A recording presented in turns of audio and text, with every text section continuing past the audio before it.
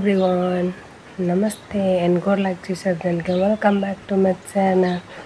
सन्चै छु हजुरहरु पनि सन्चै हुन्छ आशा गर्दा म ब्लग स्टार्ट गर्दै छु र थम्बनेल र टाइटलमा त थाहा पाइसक्नु होला के को बारेमा र पनि म भन्दिदै छु र म देखाउन जाँदै छु माछा। आज फेरि मेरो बुढाले माछा ल्याउनु पोखरीबाट माछा मारेर ल्याउनु भा चाहिँ हेर्न सक्नुहुन्छ साथीहरु। हजुरहरु पनि कत्रो ठुलठुलो माछा छ अनि यहाँ हेर्नु मेरो बाबु कति खुसी भएको छ माछा हेरेर।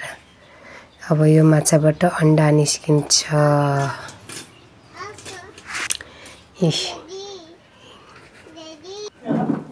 यहाँ माछा काटेर धोएर राखिसके। यो अन्डा, अब यो अन्डा अहिलेको लागि नास्ता भयो।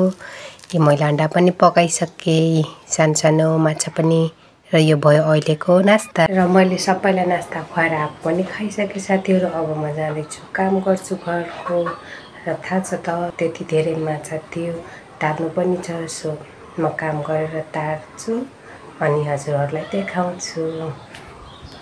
फाइनल साथीहरु मैले यता खाना बसाइसके। अब खाना बसाएर मम्मी माछा मासु खानुहुन्न नि त, सो आलुको तरकारी पकाइदिन्छु र अब म मसला पिन्छु माछाको लागि।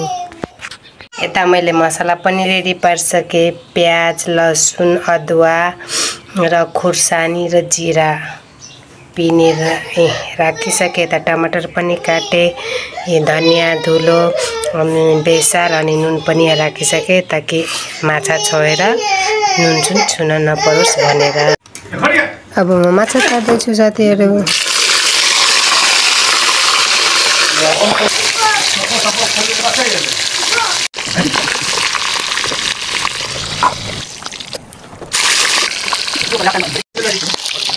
आधा माछा तारेर आधा बाँकी छ अहिले साथीहरु।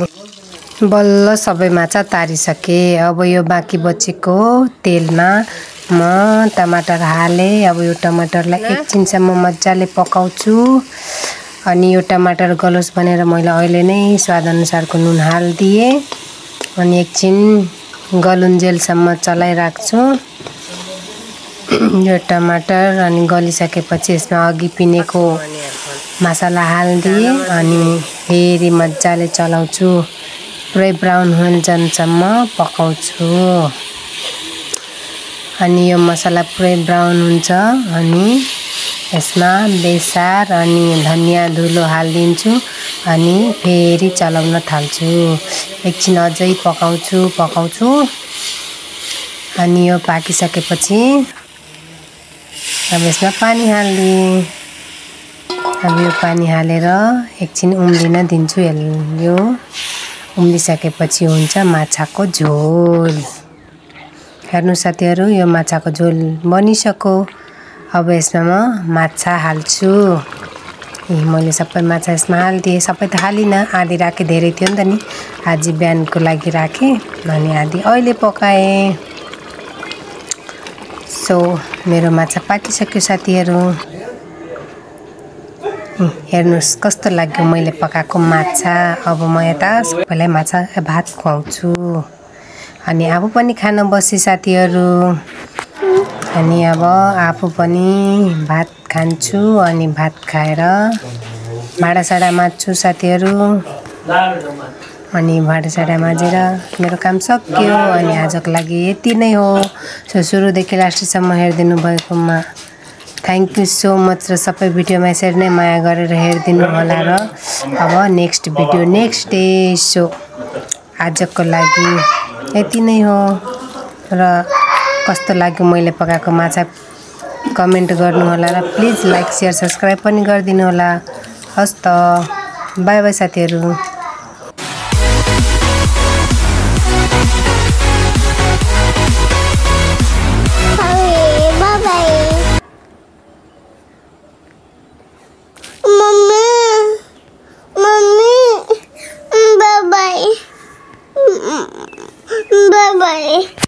Bye bye.